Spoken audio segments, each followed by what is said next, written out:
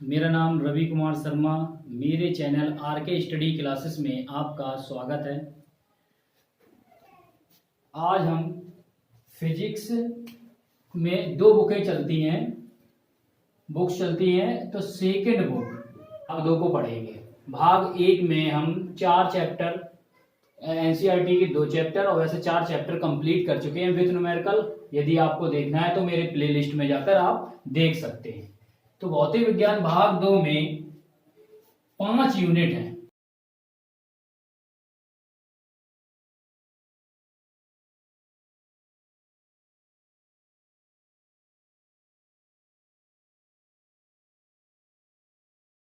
संचार व्यवस्था प्रणाली। तो ये 5 यूनिट हैं।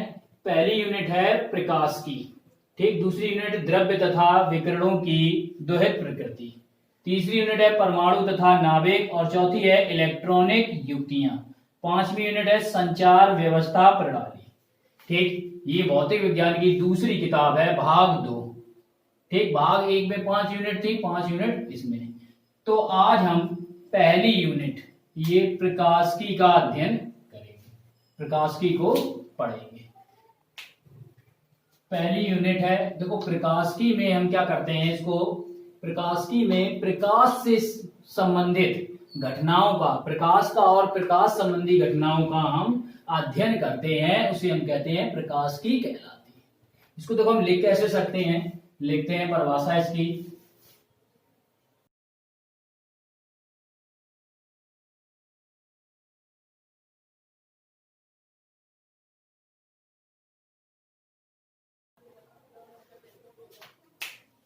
तो देखो ये परिभाषा है प्रकाशिकी की, क्या है, भौतिक विज्ञान की वह शाखा जिसके अंतर्गत प्रकाश एवं प्रकाश संबंधी घटनाओं का अध्ययन किया जाता है, प्रकाशिकी कहलाती है। अब प्रकाशिकी को हम 2 भागों में इसका अध्ययन करते हैं। कौन कौन से भागों में? 2 भागों में इसका अध्ययन करते हैं। प्रकाशिकी का पहला हम करते हैं किरण प्रकाश की, किरण प्रकाश की, और दूसरा करते हैं तरंग प्रकाश की, तरंग प्रकाश की, तरंग प्रकाश की। अब क्या होता है, प्रकाश को जब हम किरण मानते हैं तब उसका अध्ययन अगर हम करेंगे प्रकाश का, तो वो किरण प्रकाशिकी के अंतर्गत आता है। और यदि हम प्रकाश को तरंग माने और उसका अध्ययन करें तो वो तरंग प्रकाशिकी के अंतर्गत आता है। तो पहले हम क्या करेंगे, किरण प्रकाशिकी का ही अध्ययन करेंगे। इसके अंतर्गत कुछ चैप्टर आते हैं, उनका अध्ययन करेंगे। फिर तरंग प्रकाशिकी के अंतर्गत कुछ चैप्टर आते हैं। इस प्रकार ये दोनों मिला के प्रकाशिकी यूनिट कंप्लीट होगी। साथ ही साथ प्रकाशिकी के अंतर्गत क्या करेंगे, हम कुछ प्रकाशिकी के अंतर्गत एक ऐसे चैप्टर का भी अध्ययन करेंगे जिसमें क्या होगा, प्रकाश से संबंधित कुछ यंत्र जो प्रयोग में लाए जाएंगे, जिसे हम कहेंगे प्रकाशिक यंत्र, प्रकाशिक यंत्र कहते हैं। प्रकाशिक यंत्र कैसे, कौन कौन से, जैसे पढ़ा है खगोलीय दूरदर्शी, संयुक्त सूक्ष्मदर्शी, सरल सूक्ष्मदर्शी, ये क्या है, प्रकाशिक यंत्र हैं। ये वस्तुओं के आकार, छोटी वस्तुओं को बड़ा करके देखने में और बहुत दूर स्थित वस्तुओं को पास देखने में प्रयोग में लाए जाते हैं। ये किसके, प्रकाशिकी के अंतर्गत ही एक चैप्टर है, इसका भी हम अध्ययन करेंगे। तो सबसे पहले हम देखते हैं किरण प्रकाशिकी को। देखो किरण प्रकाशिकी को, तो ये देखो परिभाषा इसकी लिखी है, भौतिक विज्ञान की वह शाखा जिसके अंतर्गत प्रकाश को किरण मानकर अध्ययन किया जाता है या करते हैं, किरण प्रकाशिकी कहलाती है। अब किरण प्रकाशिकी कहलाती, तो इसके प्रकाशिकी में पहला चैप्टर जो है, पहले चैप्टर का नाम है, जो हम जिसको पढ़ेंगे, जो हम 10th क्लास में भी पढ़ चुके हैं, उसी की पुनरावृत्ति है। मतलब उसको पहले पढ़ेंगे, रिवीजन करेंगे, इसके आगे फिर इंटर के चैप्टर चालू होंगे। तो पहले चैप्टर का नाम क्या है, पार्ट 1 या अध्याय 1, प्रकाश, प्रकाश का परावर्तन, प्रकाश का परावर्तन। देखो 2 चैप्टर दिए गए करके, तो इनको एक साथ हम पढ़ेंगे। प्रकाश का परावर्तन कॉमा अपवर्तन, अपवर्तन तथा गोलीय दर्पण, गोलीय दर्पण। ये प्रकाश का परावर्तन अलग एक चैप्टर बना के दिया था, अपवर्तन और गोलीय दर्पण को एक अलग दिया, तो हम इनको एक साथ क्या करेंगे, इसका अध्ययन करेंगे, हम एक साथ पढ़ेंगे। तो देखो यहाँ पर क्या है, हम 10th क्लास में प्रकाश के बारे में पढ़ चुके हैं, परावर्तन क्या होता है ये भी पढ़ चुके हैं, अपवर्तन क्या होता है और गोलीय दर्पण क्या होता है ये पढ़ चुके हैं। इनका हमें क्या करना है, रिवीजन करना है। ठीक, तो प्रकाश क्या है, पहले सबसे पहले हम प्रकाश को समझते हैं। क्या है प्रकाश? प्रकाश को इंग्लिश में कहते हैं लाइट। ये देखो अभी तक हमने पढ़ा कि प्रकाश क्या होता था, 10th क्लास में पढ़ा है, प्रकाश अदृश्य होता है, ये हमें दिखता नहीं है, लेकिन इसकी सहायता से हम वस्तुओं को देख सकते हैं, प्रकाश की सहायता से। तो ये पढ़ा है। देखो अब कुछ और अलग पढ़ेंगे, क्योंकि ये 12th क्लास में पढ़ रहे हैं। तो प्रकाश क्या होता है, प्रकाश को समझने के लिए वो तो पढ़ा है पीछे, वो तो ठीक है, लेकिन और देखो आगे पढ़ते हैं।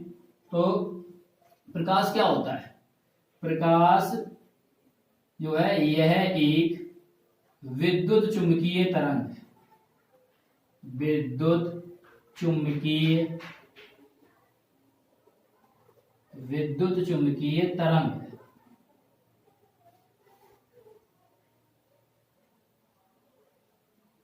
विद्युत चुंबकीय तरंग का मतलब होता है, इसको हम इंग्लिश में इलेक्ट्रोमैग्नेटिक वेव कहते हैं, यानी कि शॉर्ट में EMW लिख सकते हैं, EMW। अब विद्युत चुंबकीय तरंगे क्या होती है, विद्युत चुंबकीय तरंगे वे सब तरंगे आती हैं, जैसे तुमने पढ़ा है एक्स किरणें, गामा किरणें, ठीक है, माइक्रोवेव और रेडियो वेव, ये सब तरंगे जो पढ़ी हैं सब किसके अंतर्गत आती हैं, विद्युत चुंबकीय तरंगों के अंतर्गत आती है। यानी प्रकाश क्या है, एक विद्युत चुंबकीय तरंग भी है, ये विद्युत चुंबकीय तरंग भी है। अब विद्युत चुंबकीय तरंग जो होती है, इसमें क्या होता है, विद्युत चुंबकीय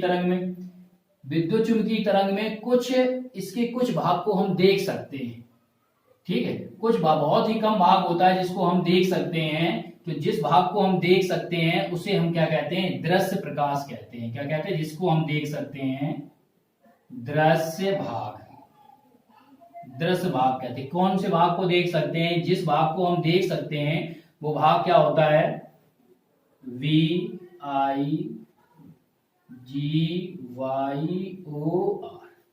ये उसमें रंग होते हैं। कौन कौन से रंग, V मतलब होता है वायलेट,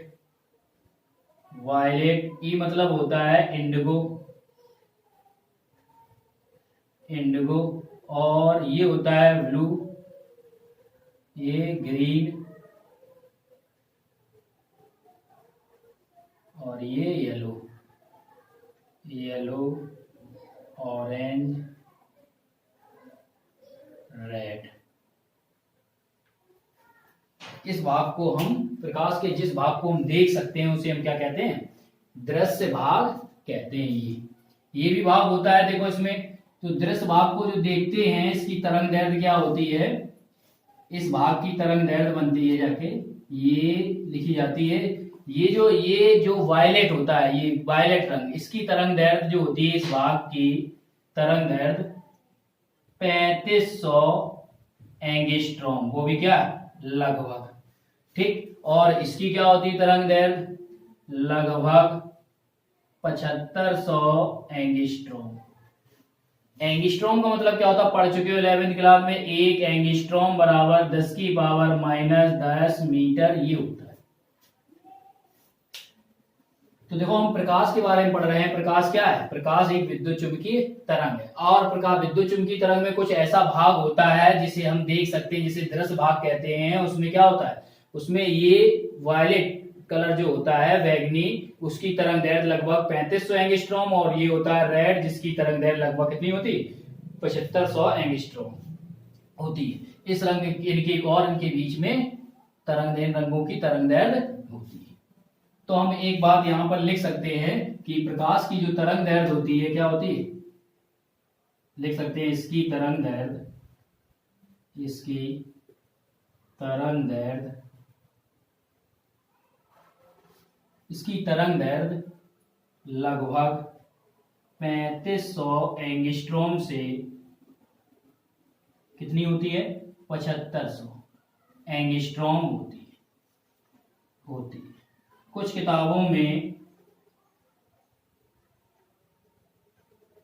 3900 एंगस्ट्रॉम से 7800 एंगस्ट्रॉम दी, कुछ में 4000 से 8000 एंगस्ट्रॉम, तभी तो ये लगभग लगा है, लगभग इतनी होती है। इसके बाद में देखो क्या होता है, विद्युत चुंबकीय तरंग है। अब प्रकाश क्या होता है, प्रकाश जो है एक किरण के रूप में चलता है। किसके रूप में चलता है, एक किरण के रूप में आगे बढ़ता है। तभी तो हम किसका अध्ययन कर रहे हैं, किरण प्रकाश की कर रहे हैं। तो किरण के रूप में जब चलता है तो लिख सकते हैं प्रकाश का गमन पथ कैसा होगा, किरण के रूप में चल रहा है तो रेखीय होगा। प्रकाश का गमन पथ रेखीय होता है, रेखीय होता है। किस तरीके से, ये जैसे ये किरण चल रही है इस तरीके से, ये किरण है, इस तरीके से इसका पथ होता है प्रकाश का गमन पथ। या आप बोल सकते हैं प्रकाश का पथ जो होता है कैसा होता है, सरल पथ होता है, एक सीधी रेखा में प्रकाश चलता है। ठीक, अब क्या होता है, इसी लिख सकते हैं प्रकाश के किरणों, ये बनी क्या, किरणें हो गई, तो किरणों के समूह को किरण पुंज कहते हैं, किरण पुंज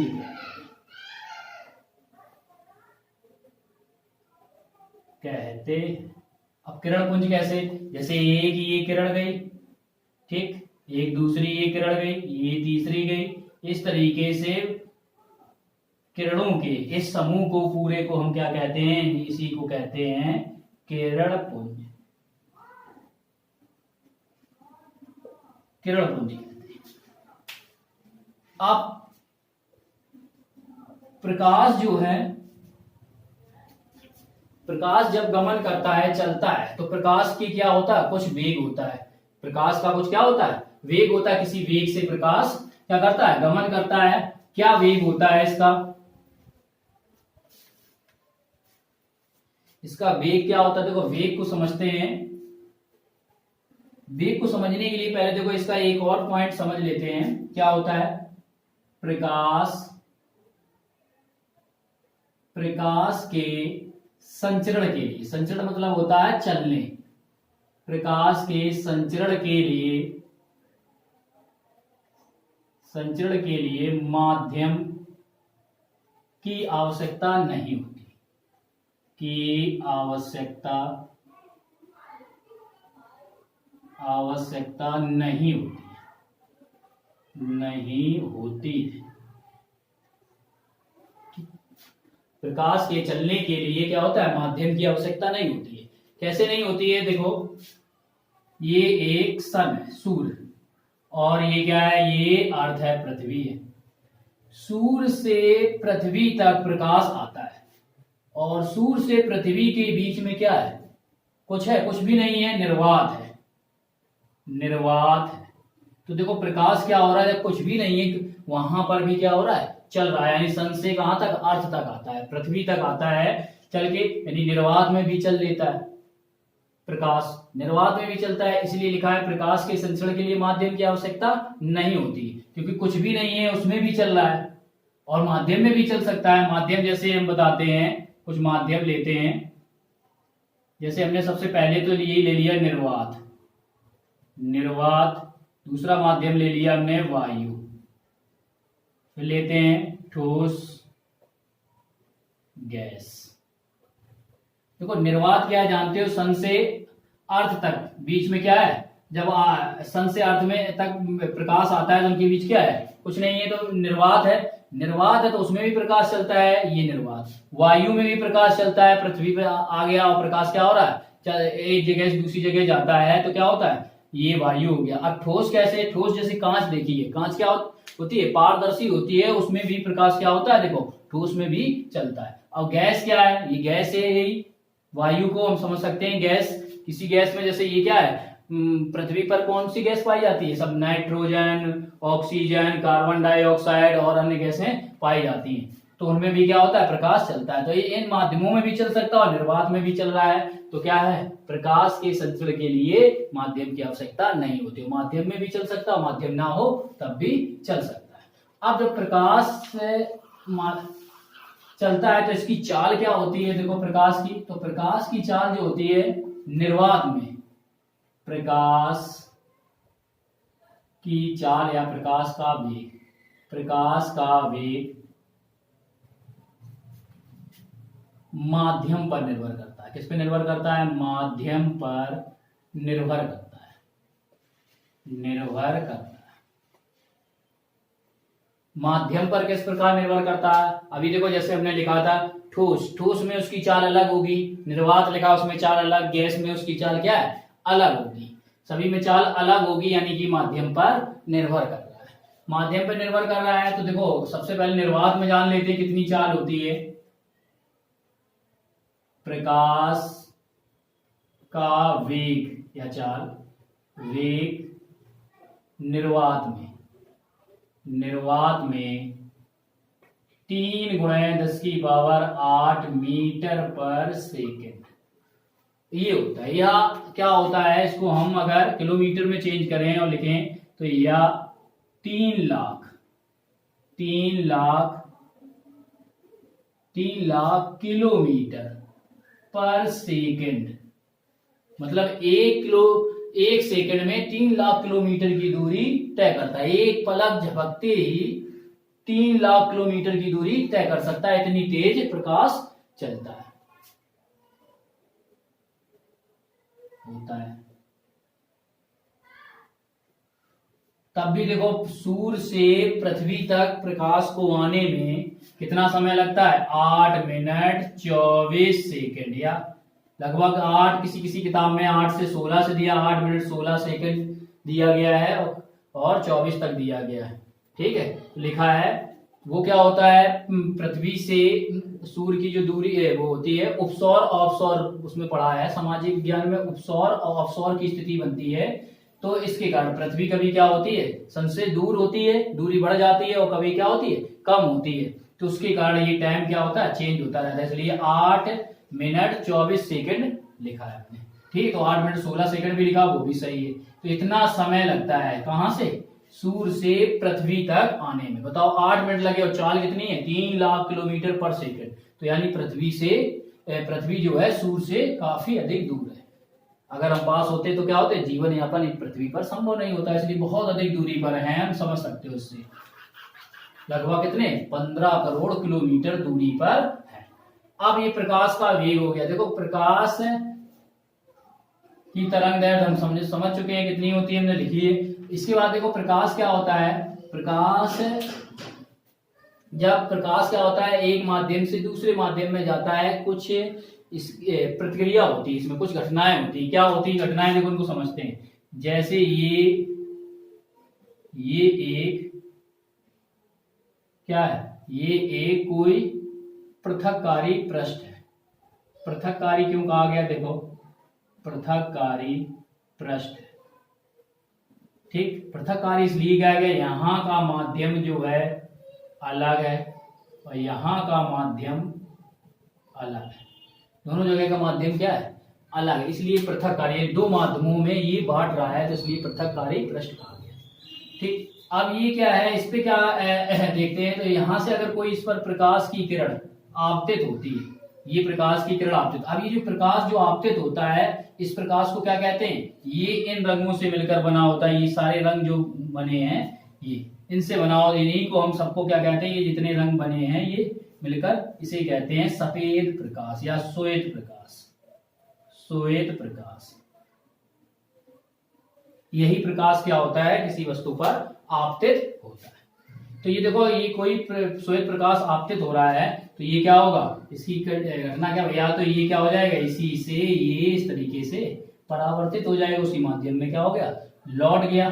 या फिर क्या होगा, दूसरी कंडीशन क्या बन सकती है, या तो इसको ये पार कर जाएगा, ये पार करके इस तरीके से ये निकल गया, ये पार करके, या फिर क्या कर लिया जाएगा, इसके द्वारा ये जो पृथककारी पृष्ठ द्वारा अवशोषित कर लिया जाएगा, अवशोषित कर। तो तीन घटनाएं ये बनती हैं, कौन कौन सी, जब एक प्रकाश क्या होता है किसी पृथककारी पृष्ठ पर आपतित हुआ तो उसके द्वारा यदि अवशोषित कर लिया गया तो ये बनता है प्रकाश का अवशोषण होता है, क्या अवशोषण हो जाता है। और इससे ये परावर्तित कर दिया गया तो ये बन जाता है परावर्तन, ये प्रकाश का परावर्तन होता है और उससे पार होकर दूसरी ओर निकल जाता है तो ये होता है प्रकाश का अपवर्तन।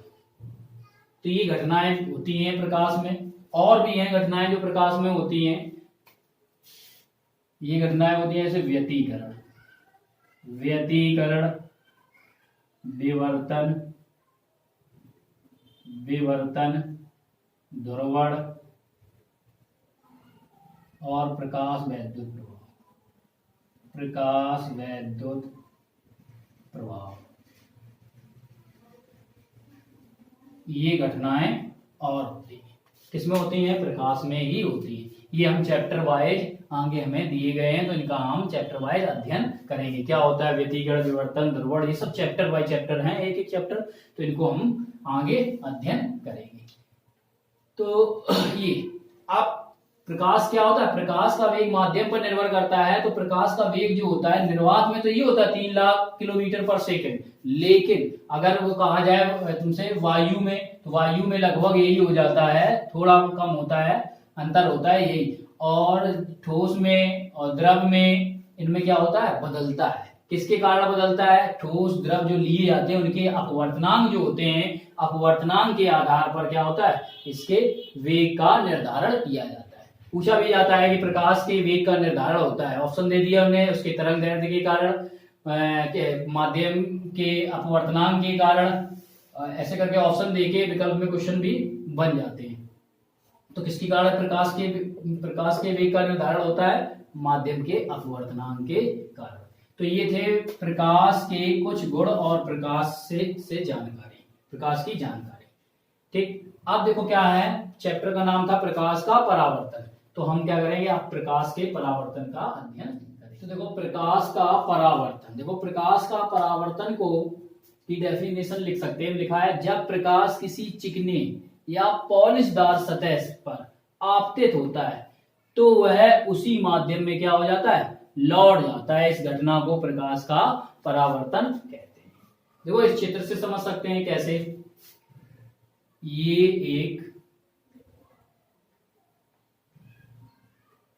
एक हमने समतल दर्पण लिया, मान लेते हैं एक समतल दर्पण एक हमने ये लिया है। इस सतह पर क्या है, पॉलिश कर दी, तो ये सतह इसकी क्या बनेगी, ये वाली, ये बन जाएगी पॉलिशदार सतह। ये क्या हो जाएगी, ये पॉलिश हो गई, और ये वाली सतह क्या बनी, पॉलिशदार, या इसी को हम कह सकते हैं चिकनी, ये चिकनी सतह बनेगी, चिकनी सतह, चिकनी सतह। इसी को हम कहते हैं परावर्तक, परावर्तक तल। इसी को, ये क्या है, ये पॉलिश सतह है जिसपे पॉलिश की गई है, ये पॉलिश सतह, पॉलिश सतह।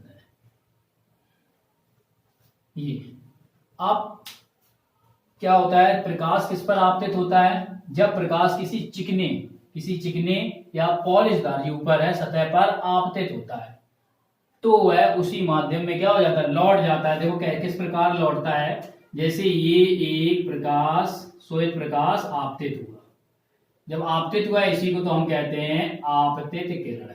ये क्या हो जाती है, आपतित किरण, आपतित किरण।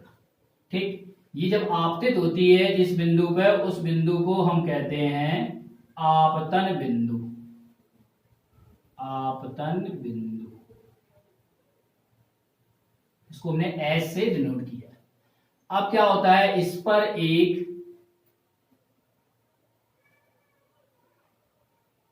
अभिलंबवत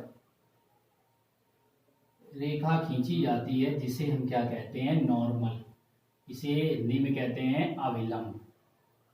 अविलंब किस पे होता है? ये आपतन बिंदु पर अविलंब होता है।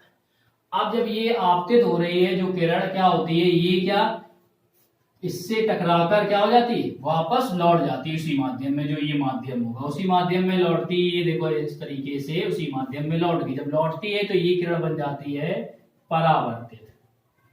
परावर्तित किरण, परावर्तित। इस प्रकार जब ये आपतित होती है तो इस अविलंब के साथ, जो अविलंब है इसके साथ कुछ कोण बनाती है। इस कोण को हम कहते हैं, ये होता है, इसको कहते हैं आपतन कोण। आपतन कोण।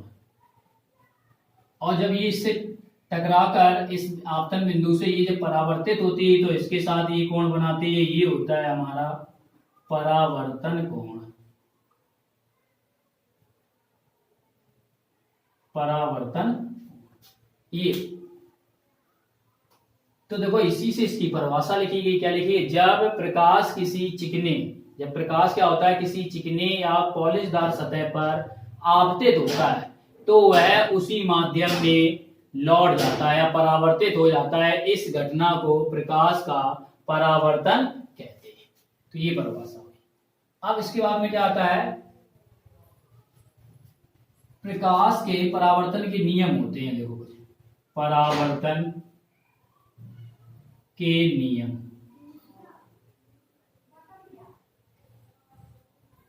देखो परावर्तन के नियम क्या होते हैं? इसके दो नियम होते हैं। दो नियम है। दो नियम है। दो नियम क्या है? दो नियम देखो इसी से बनेंगे।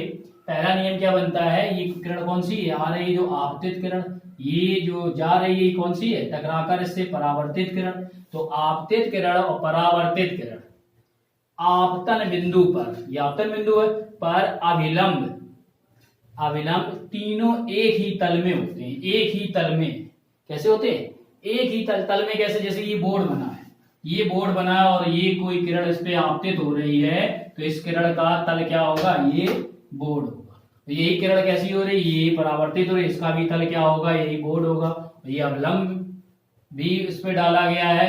किस पे? इसी बोर्ड पे है। तो ये भी क्या है? ये तीनों कैसे हैं? एक ही तल में है, यानी इस आपतन बिंदु पर है। ठीक। तो ये देखो पहला नियम इसका बन जाता है, आपतित किरण, परावर्तित किरण, आपतन बिंदु पर अविलंब तीनों एक ही तल में होते हैं। तो दूसरा पॉइंट क्या बनता है? ये जो आपतित किरण जो है अविलंब के साथ जो कोण बनाती है, और ये जो परावर्तित किरण जो होती है अविलंब के साथ कोण बनाती है, ये दोनों कोण क्या होते हैं? बराबर होते हैं। बराबर यानी कि कोण आई बराबर कोण आर। आपतन कोण बराबर क्या होता है? परावर्तन कोण। ये परावर्तन के नियम होते हैं। देखो इनको लिख देते हैं। पहला नियम आपतित किरण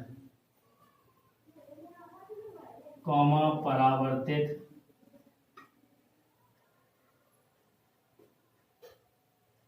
किरण तथा आपतन बिंदु पर, आपतन बिंदु पर अविलंब, अविलंब तीनों एक ही तल में होते हैं। तीनों एक ही तल में होते हैं। होते एक ही तल में होते। ये देखो पहला हो गया। दूसरा क्या होगा इसका नियम? आपतन कोण, आपतन कोण तथा परावर्तन कोण, परावर्तन कोण, परावर्तन कोण सदैव बराबर होते हैं। सदैव बराबर होते होते किस तरीके से लिख सकते हैं? कोण आई बराबर कोण आर। तो ये थे परावर्तन के दो नियम, इसी से लिखे हैं। तो प्रकाश का परावर्तन समझे हम, प्रकाश के परावर्तन के नियम। तो आज हमने प्रकाश समझा। यानी कि पहली यूनिट प्रकाशिकी में हमने देखा कि प्रकाशिकी का हम दो भागों में अध्ययन कर रहे हैं, किरण प्रकाशिकी और तरंग प्रकाशिकी में। प्रकाश को किरण मानकर अध्ययन करते हैं तो किरण प्रकाशिकी में, और तरंग मानकर अध्ययन करते हैं तो तरंग प्रकाशिकी में। तो हमने किरण प्रकाशिकी में पहला चैप्टर था जो प्रकाश का परावर्तन, अपवर्तन तथा गोलीय दर्पण में हमने प्रकाश को समझा, प्रकाश से संबंधित घटनाओं को पढ़ा और प्रकाश के परावर्तन को पढ़ा और प्रकाश के परावर्तन के नियम को पढ़ा। जो दो नियम थे उनको पढ़ा।